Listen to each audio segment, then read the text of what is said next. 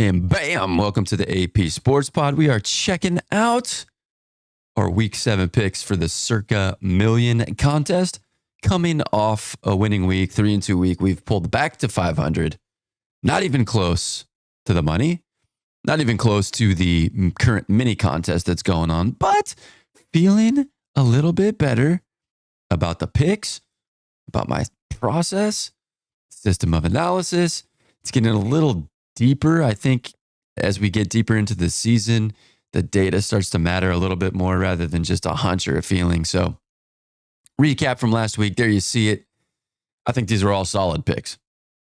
The Arizona pick, it wasn't close. They had a little piece of of covering in the third quarter, but 0% fourth quarter cover rate. So of all the picks there, that one was bad. And I got to say it, if you've watched the other show on with my buddy for the Westgate Super Contest, I'm just tired of picking Arizona.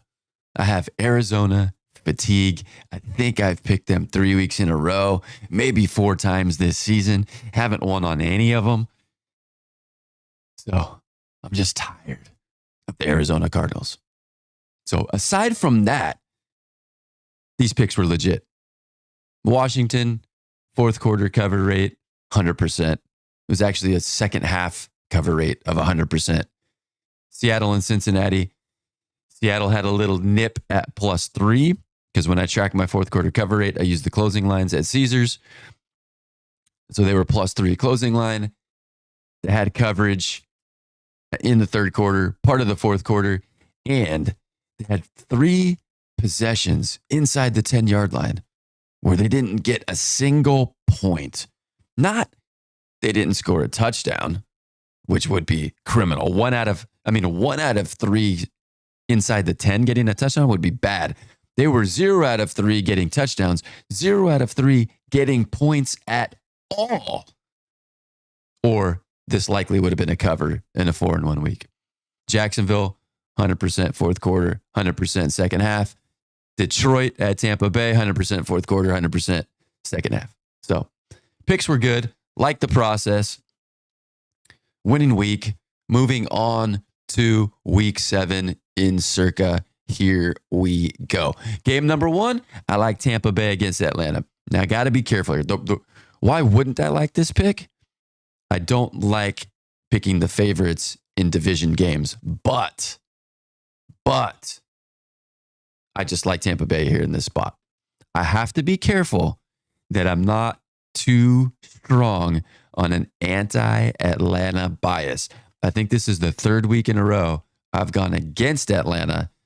I had 2 winners. So we're going back to the well a little bit.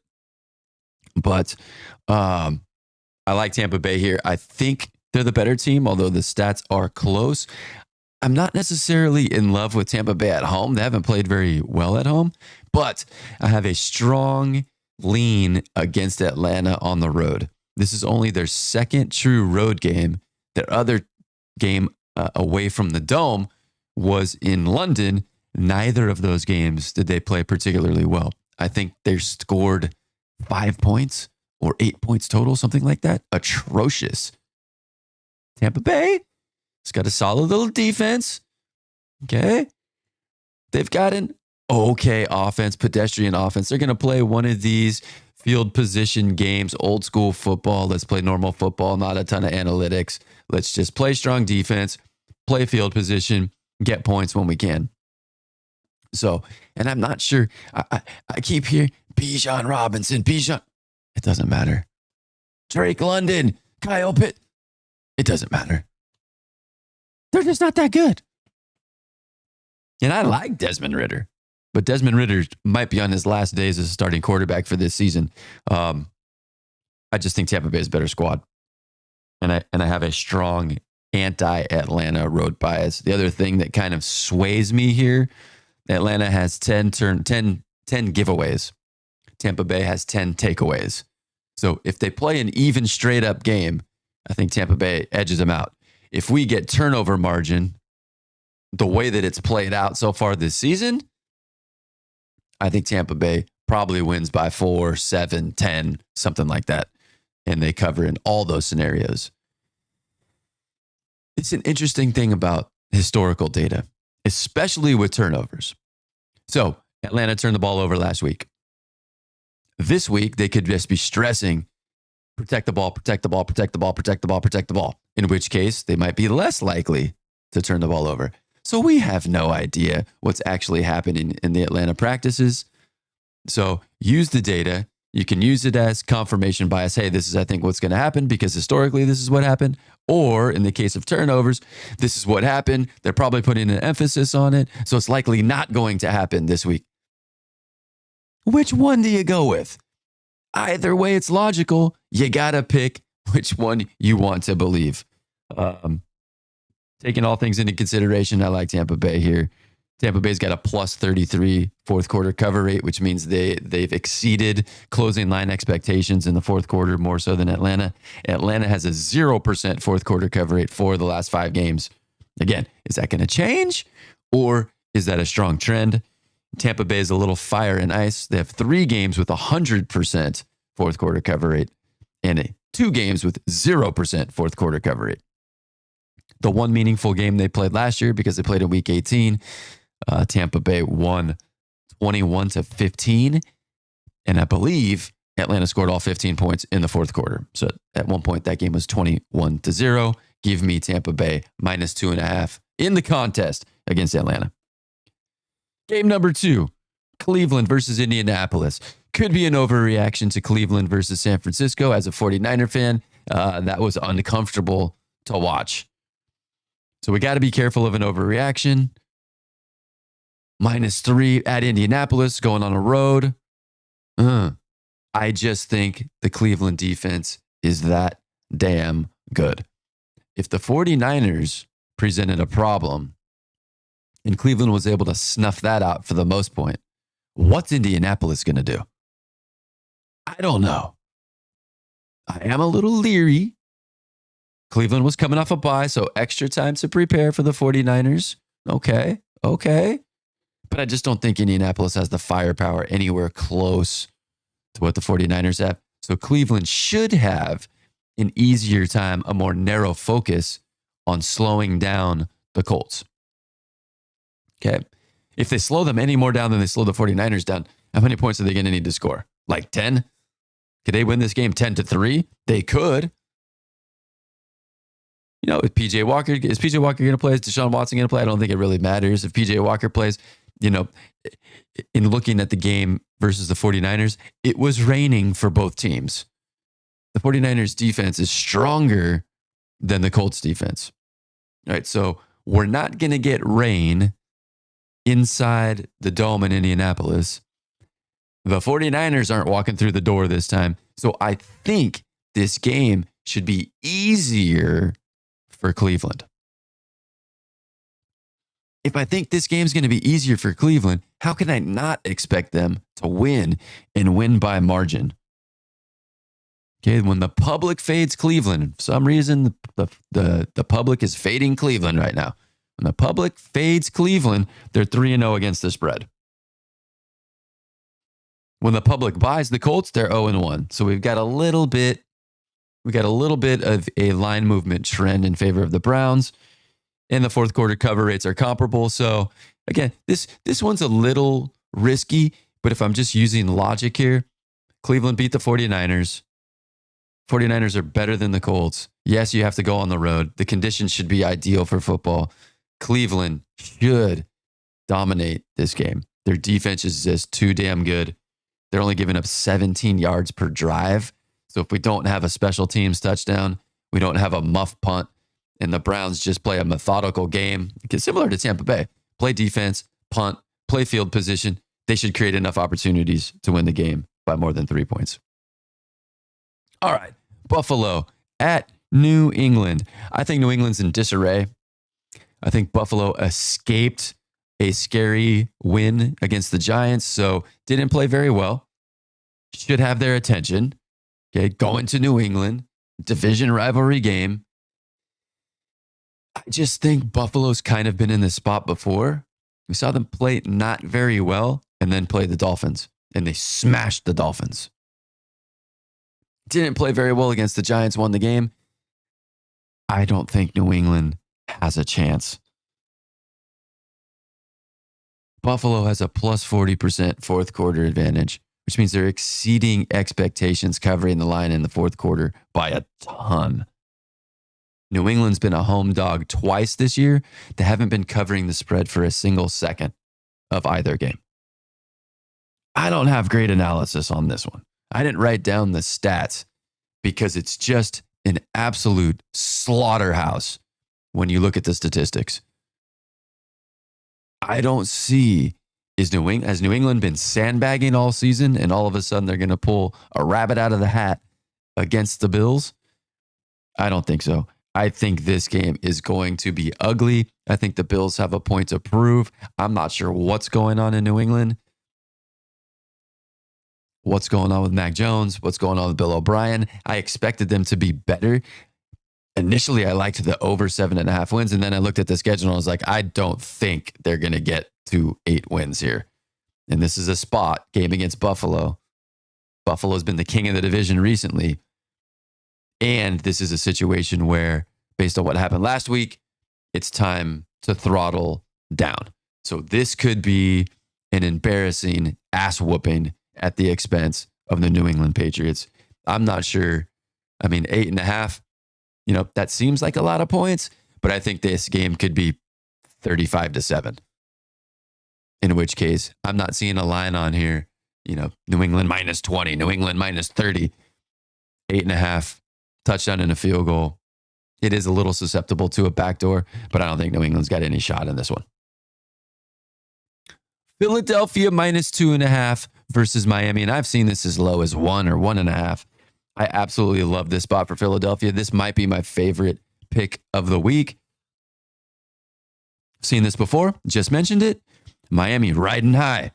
I think after they beat Denver by 50, they go into Buffalo and get hammered. And some say that game was closer than the score. I'm not sure about that. So Miami's looking pretty good.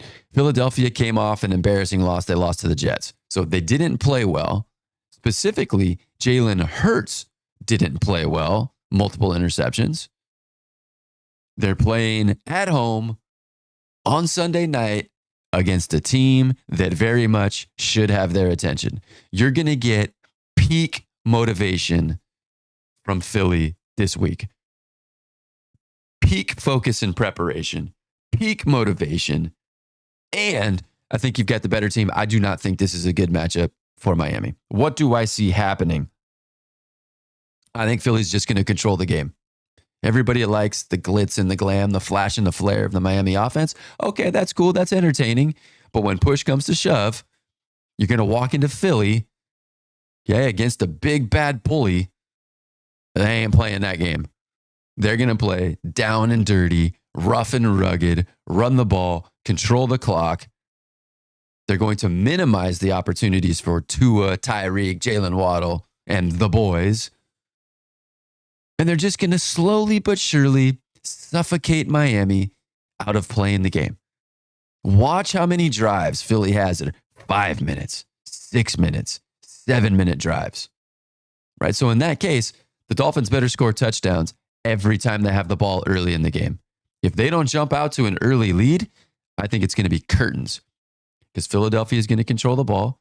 Philadelphia is going to control the clock. Philadelphia is going to control, 4th and 1. They're going to do the tush push. And slowly but surely, they're just going to make their way down the field. And if they get touchdowns, I don't think Miami's got any chance. Just when push comes to shove, Philly's going to control the game, especially late in the game. They're up by 3 with 5 minutes left. They're going to have a 5-minute drive and just run out the clock. I don't think Miami can do anything to stop the big bad bully. What I will say is Miami's not quite as good on the road. It's an added note. Miami is 5-1 against the spread when the line moves in their favor from the summer adjustment. They're 3-0 against the spread when the public is on them. So that's a heavy 8-1 ATS advantage for Miami. However, When the book fades Philadelphia, when the summer adjustment to the opening line moves against Philly, they're 3-0 against the spread. When the public fades Philadelphia, they're 2-0-1 against the spread. So where the Miami numbers are a little bit stronger, Philadelphia's numbers are equally strong. Put it all together, put it all into the computer. What it spits out is Philadelphia is going to win this game and cover. I like the spot for Philly. I don't like the spot for Miami. Finesse team going into a rabid fan base in Philadelphia. The Phillies are in the NLCS. Hockey started in Philadelphia. Philadelphia didn't play well. They're going to have all day to get tuned up for their stadium. Can Miami handle that? I don't think it's going to be good for the Finns. And last but not least, 49ers at Minnesota. I think this might be the first time I'm picking the 49ers in the Circa contest. It was either this game or Detroit-Baltimore, and I really wanted to pick Detroit, but I opted for, I think I know what I'm getting a little bit more in this game. I think the 49ers rebound. What makes me nervous about this one? A little bit of the home dog Monday night vibe. 7 points could be susceptible to a backdoor cover. But what do I get with the 49ers? I get an elite offense.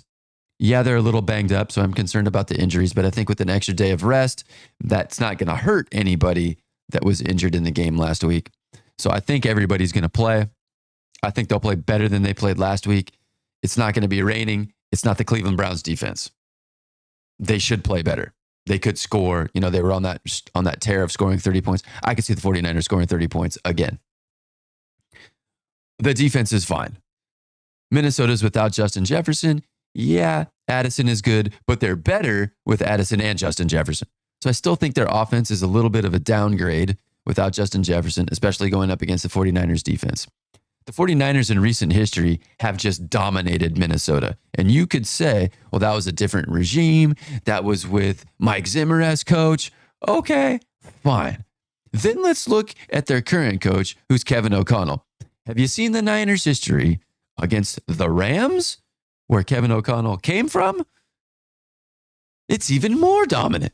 So all of this leads me to think 49ers -7. It's a lot of points for a road Monday night pick, but I'm going to go with it. I think they cover. If you look at the fourth quarter cover rates for the 49ers, they're somewhere in the middle of the pack. They're a little over 50%.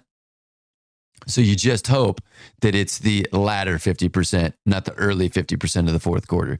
But put all the data together, you're looking at 49ers might be ahead by 4. Score a touchdown with 3 minutes left in the game to go up by 11, right?